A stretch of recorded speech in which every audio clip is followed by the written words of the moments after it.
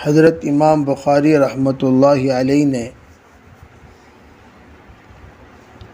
کیف کان بدء الوحی الی رسول اللہ صلی اللہ علیہ وسلم کے ذریعے سے کتاب شروع فرما رہے ہیں۔ میں نے آپ حضرات کے سامنے اس عنوان کی حکمت اور اس کے اندر کی اہمیت اور ضرورت کو کل بیان کیا، اور اس میں یہ بھی مزید بات یاد رکھنے کی ہے، استفہامیہ جہاں بھی قائم کیا جاتا ہے وہاں اپنے معلومات کو بڑھانا مقصود ہوتا ہے۔ اگر کوئی سوال کرتا ہے، السوال مفتاح العلم، سوال کے ذریعے سے علم کے خزانے کھلتے ہیں۔ حضرت امام بخاری رحمۃ اللہ علیہ نے کیفا کے ذریعے سے ہم لوگوں کی توجہ کو مکمل ہمتاً مشغول کرتے ہوئے آپ نے یہ ترتیب شروع کی کہ کس طرح سے جناب رسول اللہ صلی اللہ علیہ وسلم پر وحی شروع ہوئی ہے، اس پر پہلے غور کرو، اور یہ بھی ذرا سمجھ لیجئے، صرف وحی کا سلسلہ آپ علیہ الصلاۃ والسلام کے حد تک محدود نہیں ہے، بلکہ آپ کے حد کے بعد وحی بند ہے، اور آپ کے پہلے جتنے انبیاء علیہ السلام گزرے ہیں ان تمام پر بھی اللہ تعالیٰ نے وحی نازل فرمائی، اور اس وحی کی کیفیت اور آپ علیہ الصلاۃ والسلام کی وحی کی کیفیت تقریباً ملتی جلتی ہیں، لیکن آپ علیہ الصلاۃ والسلام پر جو وحی کی کیفیت ہے وہ دیگر انبیاء کے مقابلے میں ذرا زیادہ اشد ہے، شدید ہے۔ اسی لیے قرآن میں اللہ تعالیٰ نے اس کا اظہار بھی کیا، سنلقی علیک قولا ثقیلا، ہم آپ پر بہت بڑا بوجھ والا کلام اتارنے والے ہیں۔ اب سننا سمجھنا یہ ہے کہ جب بوجھ والا کلام اللہ تعالیٰ اتارنے والے ہیں تو آپ علیہ الصلاۃ والسلام کو اس بوجھ کو سنبھالنے کی طاقت اور قوت بھی ضرور عطا کیے ہوں گے، اس لیے کہ اللہ کی سنت ہے، اللہ کبھی طاقت سے بڑھ کر تکلیف نہیں دیتے۔ اگر کسی کو تکلیف دیتے ہیں تو ان کو پہلے طاقت دیتے ہیں، بعد میں مکلف بناتے ہیں، تکلیف دیتے ہیں۔ چنانچہ یہاں بھی اللہ تعالیٰ نے سب سے پہلے طاقت دی، بعد میں مکلف کیا۔ اسی لیے انبیاء علیہ الصلاۃ والسلام کو اللہ 40 جنتیوں کی طاقت عنایت فرماتے ہیں تاکہ وہ قرآن پاک کی اور وحی کی تمام تجلیات کو سہنے اور برداشت کرنے کے اپنے اندر قوت رکھ سکیں۔ دوسری بات یہ ہے، اللہ تعالیٰ نے آپ علیہ الصلاۃ والسلام کو یہ بھی تسلی دینا چاہا کہ آپ کہیں یہ نہ سوچیں کہ ہم آپ کو اتنی زیادہ ثقیل کلام اتار رہے ہیں، اس سے پہلے جتنے انبیاء تھے ان پر بھی اتارے، ان پر بھی یہ مشقت ہوئی ہے، ان پر بھی یہ حالات آئے ہیں، لیکن تمام نبیوں نے اس کو برداشت کیا اور اس کو سہ کر امت تک وحی کو پہنچانے کی مکمل کوشش کی۔ ایک بات تو یہ سمجھانا مقصود ہے۔ دوسری بات، آدم علیہ السلام سے لے کر نوح علیہ السلام تک کئی انبیاء تشریف لائے، لیکن ان تمام نبیوں کے وحی کو چھوڑ کر اوحینا الی نوح والنبیین من بعدی، یہ اس اشکال کو پیدا کرتا ہے کہ کیا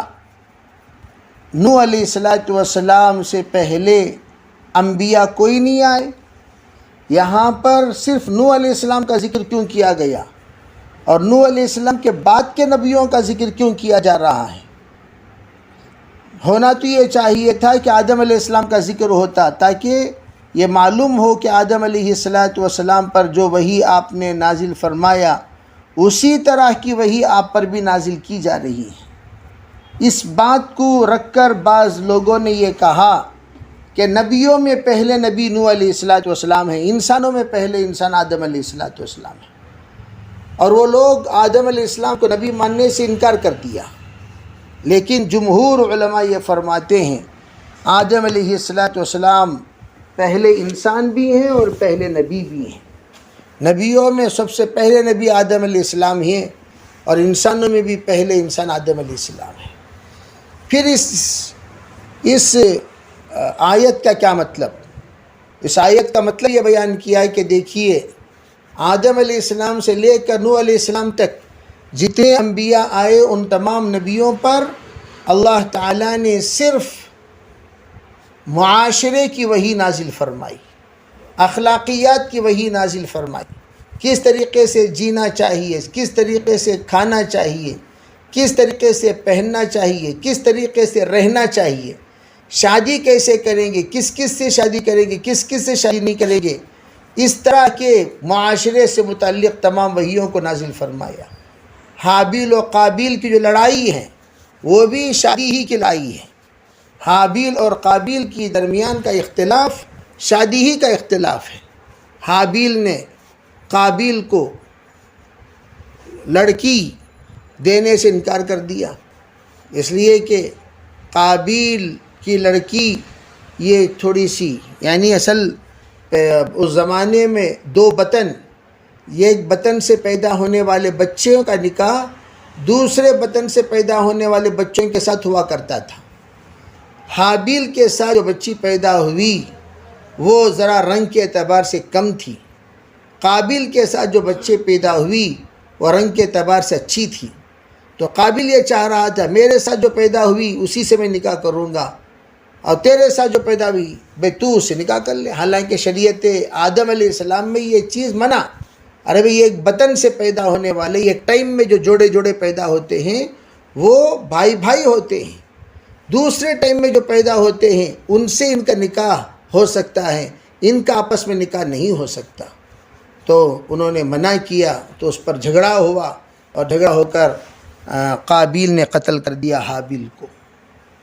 قابیل نے حابیل کو قتل کر دیا۔ تو یہ پس منظر سب جانتے ہیں۔ اسی کو مد نظر رکھتے ہوئے علماء فرماتے ہیں کہ شریعت آدم علیہ السلام میں جب یہ چیز منع کر دی گئی، اس طرح نہیں کرنا چاہیے، تو اس طرح کرنے سے جب روک دیا گیا، منع کر دیا گیا، لیکن ان لوگوں نے تسلیم نہیں کیا، آخر سب سے پہلے دنیا میں قتل پیش آیا۔ وہ واقعہ قرآن پاک میں بہت تفصیل سے ذکر ہوا ہے۔ تو علماء یہ کہتے ہیں کہ آدم علیہ السلام سے نوح علیہ السلام تک جینے کے اعتبار سے جو احکام ہیں، زندگی کے اعتبار سے جو احکام ہیں، کمانے کے اعتبار سے جو احکام ہیں، کاشتکاری کے اعتبار سے جو احکام ہیں، پکوان کے اعتبار سے جو احکام ہیں، ازدواجی زندگی کے اعتبار سے جو احکام ہیں وہی احکام نازل ہوئے۔ لیکن نوح علیہ السلام پہلے نبی ہیں جن پر حلال اور حرام کے احکام نازل ہوئے۔ سب سے پہلے ان سے کہا گیا یہ حلال ہے، یہ حرام ہے، یہ جائز ہے، یہ ناجائز ہے، یہ صحیح ہے، یہ غلط ہے۔ اس طرح کے احکام جو نازل ہوئے سب سے پہلے نوح علیہ السلام کے زمانے میں نازل ہوئے، نوح علیہ السلام پر نازل ہوئے۔ گویا نوح علیہ السلام سب سے پہلے اوامر اور نواہی کے نبی ہیں، اور اللہ کے رسول علیہ السلام پر بھی اسی قسم کی وحی نازل کی گئی جس کا تعلق اوامر اور نواہی سے ہے، حلال اور حرام سے ہے، حلت اور حرمت سے ہے، سیئات و حسنات سے ہیں، اور جب شریعت کے اعتبار سے احکام صحیح کیا ہے، حسنات کیا ہیں، سیئات کیا ہیں، اس کے سلسلے میں جب وحی نازل کرنے کا اللہ نے فیصلہ کیا تو سب سے پہلے نوح علیہ السلام پر اور اس کے بعد کے انبیاء علیہ السلام پر نازل کیا، جس کو احکام شریعت کی وحی کہتے ہیں۔ اسی طرح کی وحی ہم آپ پر نازل کرنے والے ہیں، اس لیے کہ وہ زندگی کے گزارنے کے سلسلے میں جتنی ضروری باتیں تھیں وہ تو آدم علیہ السلام اور آدم علیہ السلام کے بعد کے زمانے کے انبیاء نے بتا دی۔ اب جو ضروری باتیں ہیں وہ شریعت کے احکام کے اعتبار سے ہیں، اس لیے ہم نے آپ پر بھی اس نوعیت کی وحی نازل کرنے کا فیصلہ کیا جس نوعیت کی وحی نوح علیہ السلام اور ان کے بعد کے انبیاء پر ہم نے نازل کیا۔ اس لیے اللہ نے کہا اِنَّا أَوْحَيْنَا إِلَيْكَ كَمَا أَوْحَيْنَا إِلَى نُوحٍ وَالنَّبِيِّينَ مِن بَعْدِهِ۔ حضرت امام بخاری رحمۃ اللہ علیہ بحیثیت مفسر ہونے کے حضرت کی سب سے پہلی ہمیشہ کوشش اس بات کی رہی ہے کہ صرف اور صرف احادیث کو جمع کر دینا، احادیث کو بیان کر دینا، یہ احادیث کی حق کی ادائیگی کے لیے کافی نہیں ہے، بلکہ احادیث یہ سب کے سب آپ علیہ السلام کے جتنی بھی باتیں ہیں، قرآن پاک کی توضیح ہے، تشریح ہے، اور امت کو یہ بات معلوم ہونی چاہیے جو آیات ہم بیان کرتے ہیں اسی آیات کی تشریح ہے، آپ کے یہ ارشادات ہیں۔ اب نوح علیہ السلام اور ان کے بعد کے نبیوں کے پر وحی نازل کرنے کا ذکر آیت میں موجود ہے، لیکن روایت میں وہ باتیں نہیں ہیں۔ اب عموماً علماء یہ کہتے ہیں، شراح حدیث، جب حضرت امام بخاری کو انما الاعمال بالنیات والی روایت لانی تھی تو کیا ضرورت کتاب و بدیل وحی کے تحت لا رہے ہیں؟ عربی پہلے انما الاعمال بالنیات لا لینا تھا، پھر اس کے بعد کتاب و بدیل وحی لانا تھا، تاکہ کتاب و بدیل وحی کے بعد وحی کی روایتیں شروع ہو جائیں، وحی کا مضمون شروع ہو جائے۔ لیکن وحی کے سلسلے میں تو بات باندھی، باب باندھا تو کتاب لکھی تو وحی کے سلسلے میں لکھی، اور روایت لائی تو انما الاعمال بالنیات۔ اب آپ انما الاعمال بالنیات کی سند پر غور کریں۔ سب سے بڑا اعتراض تھا کہ حضرت امام بخاری نے الحمد کے بغیر شروع کیا، وہ اعتراض بہت بڑا اعتراض تھا۔ تو اس اعتراض کا جواب حضرت امام بخاری عملاً دے رہے ہیں، کہ تم نے کہا میں الحمد نہیں کہا، دیکھیے میں سب سے پہلے جس راوی کا منتخب کیا ہوں وہ خود حمد سے مشتق ہے، الحمیدی حمد سے ہیں۔ تو کہا کہ آپ کا جو اشکال ہے وہ اشکال کو دور کرتے ہوئے میں نے الحمیدی لا لیا، اور ابتدا میں بھی میں نے حمد سے شروع کیا، انتہا سب سے آخری روایت احمد سے شروع کیا، تو وہاں بھی حمد ہے اور یہاں بھی حمد ہے۔ بسم اللہ اولہ و آخرہ، تو ہم نے حمد سے اللہ کی تعریف سے ہی شروع کرنا چاہتے ہیں، چنانچہ حمیدی رحمۃ اللہ علیہ کا سب سے پہلا نام ذکر فرما کر اس طرف اشارہ فرما دیا۔ اصل حضرت حمیدی کا نام کیا ہے؟ عبداللہ ابن زبیر ہے ان کا نام، عبداللہ ابن زبیر۔ پھر فرمایا حدثنا سفیان۔ میں آپ کو یہ بات بتاتا ہوں کہ حدثنا کا لفظ اور اخبرنا کا لفظ، حدثنا براہ راست ڈائریکٹ ہمیں بیان کیا، اخبرنا ہمیں اس بات کی کسی نے خبر دی، دونوں میں زمین و آسمان کا فرق ہے۔ حدثنا کا وزن زیادہ ہے اخبرنا کے مقابلے میں، لفظ اخبرنا کے مقابلے میں حدثنا کا وزن زیادہ۔ بعض لوگ فرماتے ہیں نہیں، یہ دونوں مترادف الفاظ ہیں، حدثنا کی جگہ پر اخبرنا بولو یا اخبرنا کی جگہ پر حدثنا بولو، دونوں درست ہے، دونوں جائز ہیں، دونوں کو ایک دوسرے کی جگہ پر استعمال کیا جا سکتا ہے۔ الغرض حضرت حمیدی یہ بھی بہت بڑے چوٹی کے عالم ہیں اور بہت بڑے پائے کے بزرگ ہیں، ان کا نام ابو عبداللہ محمد ابن ابی نصر ہے، اور یہ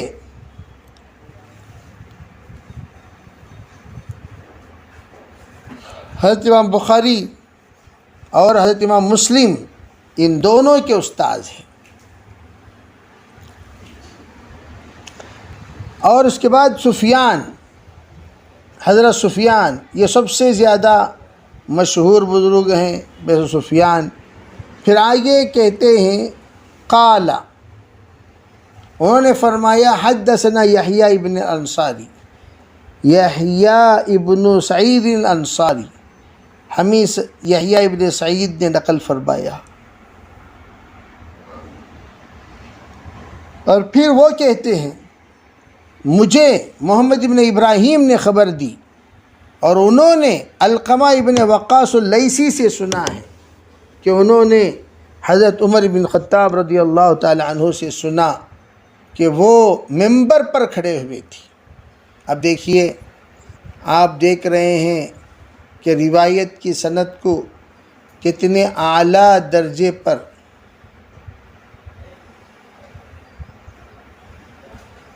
اور کتنا اعلیٰ مقام پر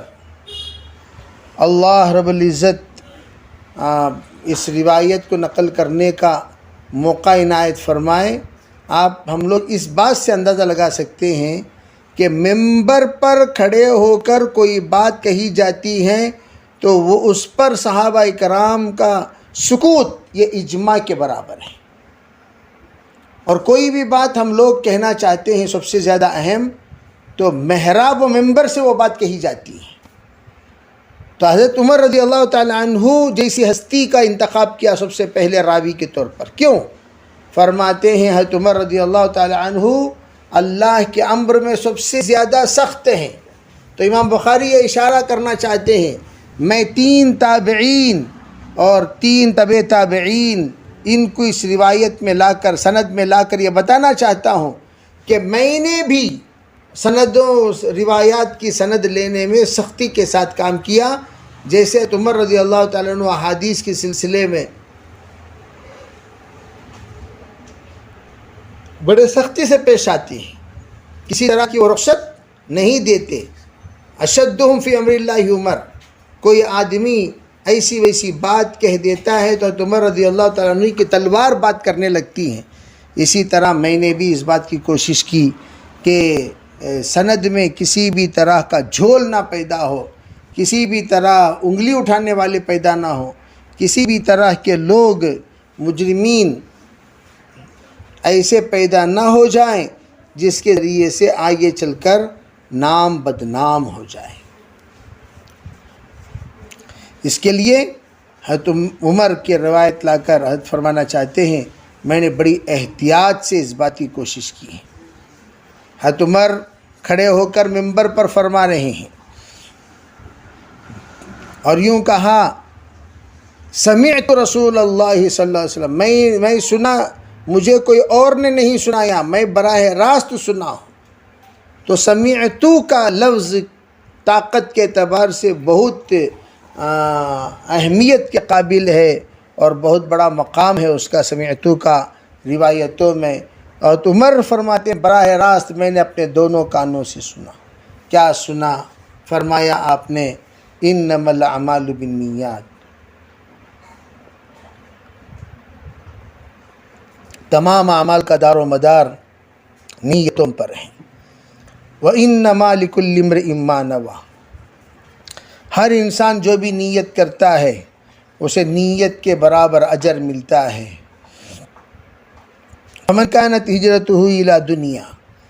جس کی ہجرت دنیا کی خاطر ہو، یصیبها وہ پالے گا، او الی امرأۃ اگر عورت کے خاطر ہو ینکحھا اسے نکاح کر لے گا. فرمایا یا دوسرے کچھ الفاظ ہیں او الی امرأۃ یتزوجھا فہجرتہ اور اس کی ہجرت الی ما ہاجر الیہ اس کے لیے ہے جس کی نیت کے ساتھ وہ ہجرت کرتا ہے. یہ ظاہری الفاظ کے معنی ہوئے. اس کے حقیقی معنی اور اس کے حقیقی مفہوم یہ بہت وسیع ہیں اور اس کے شان ورود کے سلسلے میں انشاءاللہ آپ حضرات کے سامنے آگے عرض کیا جائے گا.